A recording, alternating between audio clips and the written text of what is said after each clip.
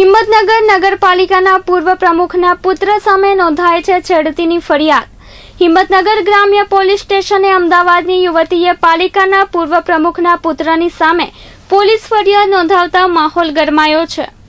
હિંમતનગર નગરપાલિકાના પૂર્વ પ્રમુખ વિરમભાઈ દેસાઈના પુત્ર રવિ દેસાઈ સામે નોંધાઈ છે છેડતીની ફરિયાદ।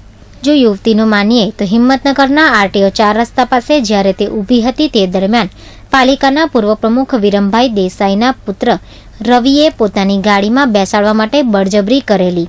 યુવતીએ બૂમાબૂમ કરતા તે ત્યાંથી ભાગી ગયો હતો। ત્યારે બીજી કોઈ યુવતીઓ જોડે આવું ન થાય એ માટે તેણે હિંમતનગર ગ્રામ્ય પોલીસ મથકે ફરિયાદ નોંધાવી છે। અહીંયા ગાડી મારા શેઠ છે રિક્ષાના મેં ડેગામાં આવ્યા અમે મગફળીનો ચાળો લેવા માટે આવ્યા અમે અહીંયા।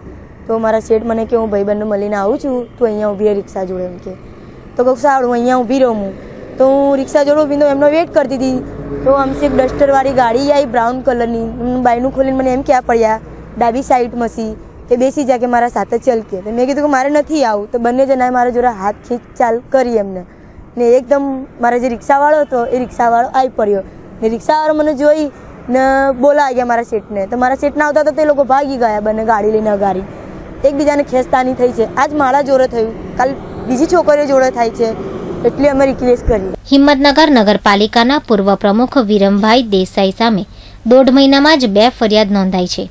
પહેલા હિંમતનગરના યુવાનને જાનથી મારી નાખવાની ધમકી આપવાની, તો બાદમાં પઠાણી વ્યાજના ચક્કરમાં ફસાયેલા યુવાનને વિરમભાઈ દેસાઈના ત્રાસથી ઝેરી દવા પીને આત્મહત્યાના પ્રયાસ કરવા અંગેની ફરિયાદો નોંધાઈ છે। ત્યારે હવે તેમના જ પુત્ર સામે છેડતીની ફરિયાદ નોંધાતા ગ્રામ્ય પોલીસે આ અંગે તપાસ હાથ ધરી છે। ફરિયાદમાં વિગત એવી છે કે ફરિયાદી બેનનો જમણો હાથ પકડી આબરૂ લેવાના ઈરાદે ખેંચતાણ કરી, છાતી દબાવી છેડતી કરી જાનથી મારી નાખવાની ધમકી આપેલી છે। એ ટાઈપની ફરિયાદ આપેલી છે। આરોપી નિસર્ગ ઉર્ફે રવિભાઈ વિરમભાઈ દેસાઈ નગરપાલિકાના પૂર્વ પ્રમુખના પુત્ર છે। હાલમાં તો પોલીસે ફરિયાદ નોંધી તપાસ હાથ ધરી છે। જોકે આગળની 2 ફરિયાદોમાં પણ પોલીસની તપાસ મંથર ગતિએ ચાલી રહી છે। ત્યારે હવે આ ફરિયાદ નોંધાયા બાદ યુવતીને ન્યાય મળે છે કે નહીં તે તો જોવું જ રહ્યું। દીપક સિંહ રાઠોડ, S24 ન્યૂઝ, હિંમતનગર, સાબરકાંઠા।